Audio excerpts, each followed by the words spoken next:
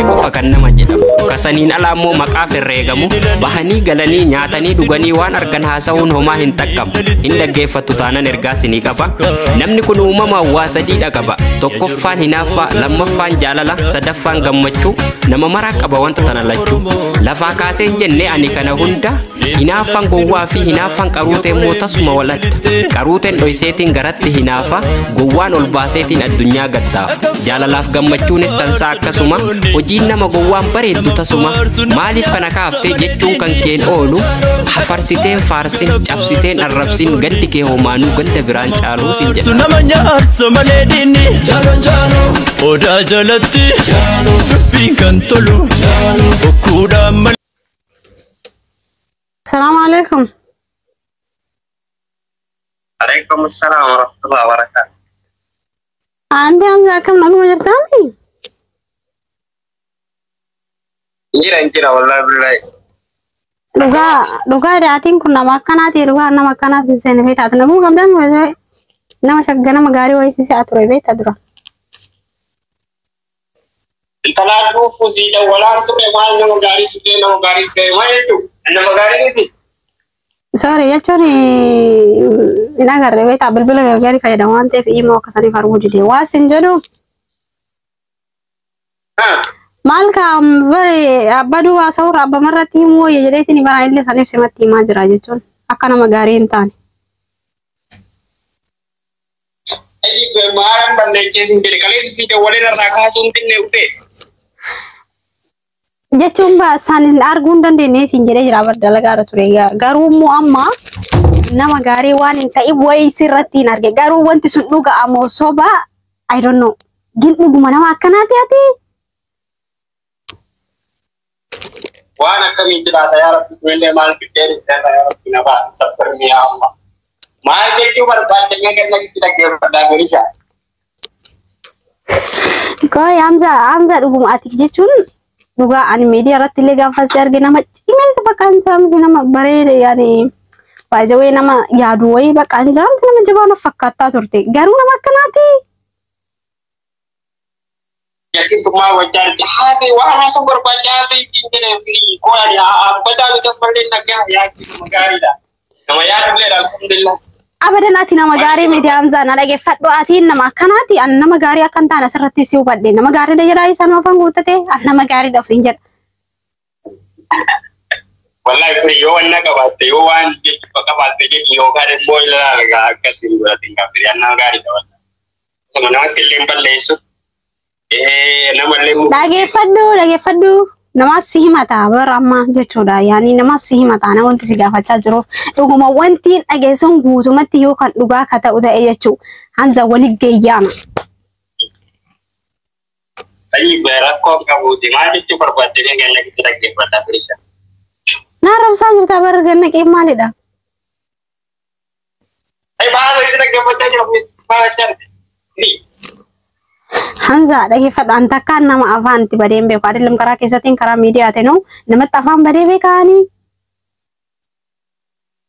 Ayi baama afaan badde siin jedhee firifillaa. Ganna qinaan jettee bar kana hamilee kana caalu hundee hamilee na cabsaa irtaa bar ganna qinaan jette maal ganna qaanii.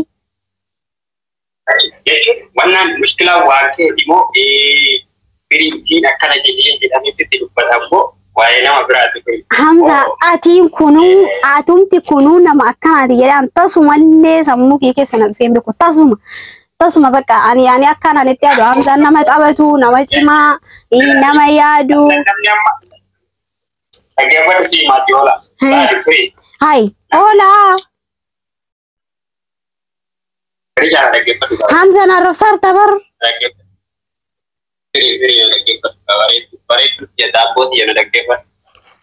Baay'ee. Wanta namni walitti balleessee otoo hin taane yeroo walii fahamu walii hubachuu dhabeetti waan nuti dhabaabee. Juma akkasiiti jedhan argite. Nurri abbaa duuba beektaa aslan hamni abbaa duuba. Ekkoon maaliif si dawwalee bar nama kabajaa qabu waan ta'eef si dawwalee bara nuyyuu jaaladhe si fakkaate. Dhaggeeffatu gaafa Baay'ee. hamni abbaa duuba. Ani miidiyaa raayyuu badee Leejjira beektaa. Waan balleessite beektaa badde ayyee. Balaa akkasii jedhee qaama hojjaa dubbittiin firisha ilaalee kan akka kabajaa. Akkoo beeki baramsaan namaan akka kan keetti kabajuun jiru jechuudha. Nama kamuun kabaja garuu immoo baay'ee nama yaani ilaaltiin jiraami nama kabajaa qabduuf tokko ati bar waan sammaa balleessite jettee gaafachuu dandeetta bar. Sigalee ani amma jaaladee miti araasuu guddaa jedhee dhageeffadhu araasuu guddaa Hamzaa waan balleessaa balleessu jedhee callisee barbaade buloo sigalee sarara callisuu mirgan qabaa bar miti. Lala, blocking furmaata ta'uu qaba. Akkoo laal nama kiyyaa erga jedheerra nama kiyyaa saba kiyyaa Hamzaa dhageeffadhu. Jaalalaa naafatti waliif qabnu argite akkasumas lafaa ta'anii faayidaa wayii nuti hin jirre wal jaalallu kana. Ani immoo si jaalata beekaa fi bakki sadii firinan tolta. Kijibni kee kun naa ta'a beeka. Kanumaaf jecha hedduu naa tolta. Maaliin kee kun kijibni? Dhageeka. Maaliin kee yattere? Sanumaaf jecha hedduu si jabeessa. Amalli kee kun naa ta'a jedhe firisha. Okay. Sanumaaf jecha hedduu bakka naa tolta beektaa. Sanumaafuu namni jidduu argitee nu addaan fageessuuf jecha waa jechuun hin marraati. Wantitti jedhame natti himi amma.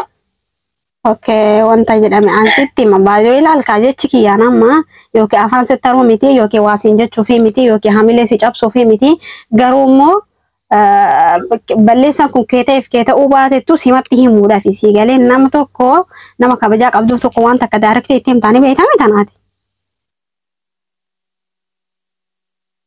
Sigalee saniifin jaaladhee miti wanni immoo daarektii sitti haasaa jiruuf yaani sitti himee injiraami maaliif waan oo balleessaa qabaate illee arrasirraa yoo qabaanne illee ta'e bakka laas balleessaa kiyyaa miti jettee haa fudhattu waan ta'eef jechuudha.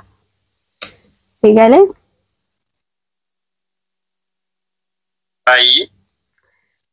Qoy hangaan ammaatitti ati jechuu shamarran kamiifuu inuma sirbita inumaan si arga miidiyaa irratti namni naga kiyyaa hin hafe hin jiru keef anaa sirbuutti itti agamma. Rakkoo amma waan haasaa deebii gaafii yoom takkaate koomentii naa barreessee beeka. Okay, koomentii jalatti yoo natti kolfite malee waan kanaa fi waan jedhi yoom naan jettee beeka. Amma waan jechuu barbaadde. Yaani bakka haga kadhatanitti malee hin danda'amu jechuudha. Tayyuu si sirba bareedu. Ayyee waan jechuu barbaadde jedhamu waan mana baatee dhufte. Haram mana baane manuma keessa jira dhugaa rabbii. Hayi haa jechuu.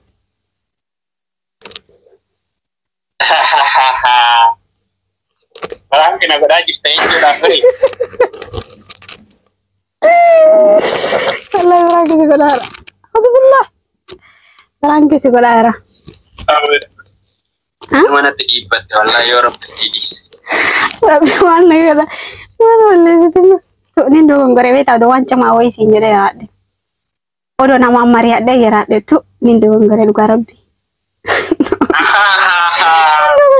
Kiti wanci ma wayas pasun dan sayo nama mariatte man la akasii miti kaa jechuun waa wayii akkas odoon ta'in ofumaa kiyyaa qindeessee nama sanii waa jette jedheeni sii galee hin jiraame akkasii murteessuu qaba kaa waan tokko. Fa'uuzu billaahi. Inni kun dogongora guddaa godhadha waayisaa wayii amma firaankiin kun sii ta'e masi dallas si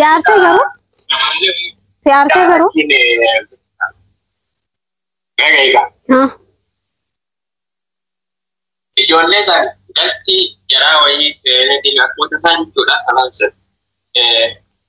maaliif tattawadha. Ijoolleen tunni biroo wanta fayyadanii jedhanii harkaa ta'e tokko godhanii ta'e ta'a. Ebaluuti maali yaanii wayii wanna jedhanii immoo amala waan akkana kan ta'e ta'e ijaarsa.